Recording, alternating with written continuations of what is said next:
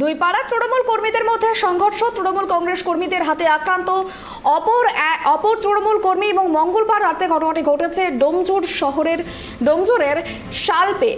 গোটা ঘটনাকে কেন্দ্র করে চাঞ্চল্য ছড়িয়েছে। আবারও জানিয়ে রাখি, দুই পাড়ার মধ্যে তৃণমূল কর্মীদের সংঘর্ষ। বিস্তারিত জানবো প্রতিনিধি প্রসেনজিতের থেকে। প্রসেনজিৎ, দেখো, যেমনটা জানা যাচ্ছে যে দুটি পাড়ার তৃণমূল কর্মীদের মধ্যে সংঘর্ষ হয় এবং গোটা ঘটনাকে কেন্দ্র করে চাঞ্চল্যের সৃষ্টি হয়েছে ডোমজুরে। ঠিক কি ঘটনা ঘটেছে জানাও আমাদের।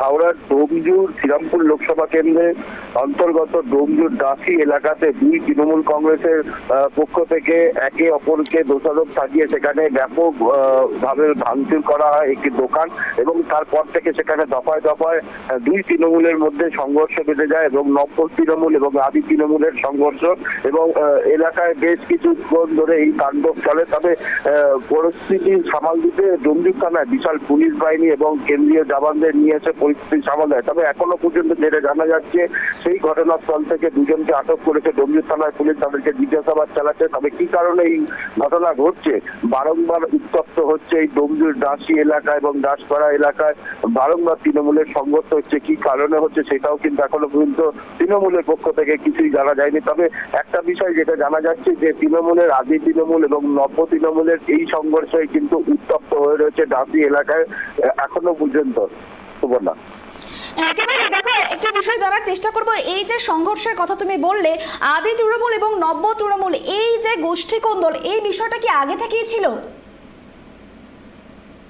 2021 সালে যে নব্য তৃণমূলে যারা ছিলেন তারা কিন্তু এই তৃণমূলে তারা ছিলেন না, তারা আইএসএফ করতেন, এবং এই 2024 লোকসভার সময় তার আগেই এলাকার বিধায়ক কল্যাণ ঘোষের হাত ধরে সেখানে তারা যোগদান করে তৃণমূল কংগ্রেস, এবং তারপর থেকেই কিন্তু তারা যখনই ভোটের ফল বেরায় এবং নব্য তৃণমূল এবং আদি তৃণমূলের সঙ্গে এই সংঘর্ষে জড়িয়ে পড়ে। তবে যেটা জানা যাচ্ছে যে যারা নব্য তৃণমূল তারাই গন্ডগোল পাঠিয়েছে এবং তাদের জন্যই এই দাসী এলাকা ডোমজুর এলাকায় উত্তপ্ত হয়ে রয়েছে, এবং এই ঘটনার পরিপ্রেক্ষিতেই দুজনকে আটক করেছে এবং জিজ্ঞাসাবাদ চালাচ্ছে পুলিশ, এবং গোটা বিষয়টাকে তদারকি করছে। যেহেতু এই নব্য এবং আদি তৃণমূলের গোষ্ঠী কন্ডলটা যেভাবে প্রকাশ্যে আসছে, দিকে দিকে এরকমই সেম ঘটনা ঘটছে এই ডোমজুর বিধানসভা এলাকাতেই।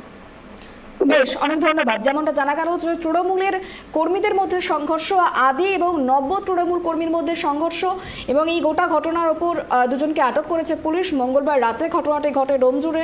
স্থানীয় সূত্রে যেমনটা খবর পাওয়া গিয়েছে, শ্রীরামপুর লোকসভা কেন্দ্রের ভোটের ফলাফল প্রকাশ হওয়ার পরেই শ্রীরামপুর লোকসভা কেন্দ্রের ডোমজুর স্বল্পের দুই তৃণমূল কর্মীকে মারধরের পাশাপাশি একটি দোকানে ভাঙচুর করা হয়, এবং আক্রান্ত তৃণমূল কর্মীদের অভিযোগ, যারা তাদের মারধর করেছে তারা পঞ্চায়েত নির্বাচনের আগে আইএসএফ করতেন, তবে লোকসভা ভোটের আগে তারা তৃণমূলে যোগদান করেছে, এবং তারই প্রেক্ষিতে উত্তেজনা থাকায় বাড়িতে ভাঙচুর চালানো হয়, এবং এই গোটা ঘটনাকে কেন্দ্র করে পরিস্থিতি উত্তেজিত হয়ে যায়। দুজনকে আটক করেছে পুলিশ এবং আটক করে জিজ্ঞাসাবাদ করছে বলে জানা গিয়েছে।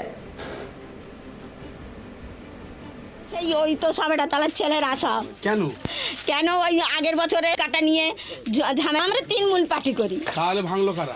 ওই তো পাড়ার ছেলেরা ভেঙেছে। কালকে কেন ভাঙলো? কালকে কোনো কিছুই হয়নি, জিতেছে ওই জন্য। আমরা তো একই পার্টি, তাহলে আবার কেন আমাদের ভাঙবে করবে বলুন? সুখ সামেদা ঝামেলা করে কিচ্ছু করেনি, আবার বাড়িতেই আছি। আর এসে সুখ সামেদা গালাগালি করে বোম মারতেছে ঘরে, এইগুলো সব ভাঙতেছে, ভেঙে ভেঙে একাকার করে দিয়েছে। বলছি যে যারা ভাঙলো তারা কি পার্টি করে? আগে পঞ্চায়েতের সময় আইএসএফ করেছে, আর এখন ফের আইএসএফ ফিরে এই টিএমসিতে এসে গেল এই ভোটটায়। আমি কিছুই জানি না স্যার। আমি বাঁকড়া থেকে আমার কাছ থেকে কর্ম থেকে মার্কেট থেকে আসছিলাম, ওখানে দিকে ভিড় ভাট্টা হয়ে রয়েছে। আমি আসছিলাম, আমাকে ওই মুন্নার কাকা মিলে বলে তোরা দাদাগিরি করেছিস কিছুদিন আগে, তোদের ব্যবসালা কেলা নেই, দু চাচা ভাই আমায় মেরে জড়া দাম। কিছুই কারণ না, আমি কিছুই জানি না। আমি মার্কেট থেকে আসছি। না না, দলকে সব কাকা ভাই একই দল, সব একই তো আমাদের শাসক দল। হ্যাঁ, তাহলে আপনার উপর কেন? ওপর কেন নেই আমার চাস্তো ভাই এই হিসেবে। ওনাকে যখন মারা গেছে, আমি যখন আমার ছেলে কাটা যদি কেউ মারে, লোকের যুগে ভিড়ে দাঁড়িয়ে দেখবে না বলুন না, আমাকে দাঁড়াতেই ব্যাস দাঁড়া দাম মেরে।